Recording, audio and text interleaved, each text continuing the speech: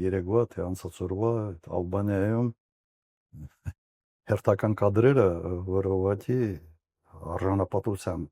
տեսանկյունից բավական դեպրեսիվ է, կարծում եմ յուրաքանչյուր հայի համար։ Այն կադրերը, որոնք երեք տեսանք եւ որ շարժանարում են ցանցերում, ուղղակի հայտարարություն է։ Արժանապատվությունը կորցրած մարդու կեցվածք է։ Ոնց կուչ եկած, ոնց որ ենթակա շեֆի արչև կամ ծառա տիրոջ արչև հարաբերություններ են ձևավորվել այս։ Գիտեք, բանի այդ այսպես կոչված body language-ը շատ լավ է ուղղակի բացատրում, թե այդ մարդը ինչ վիճակում է գտնվում։ Այդ մարդը իրեն արդեն դասել է որպես ենթակա, որպես մի մարդ, որը ամբողջությամբ կախված է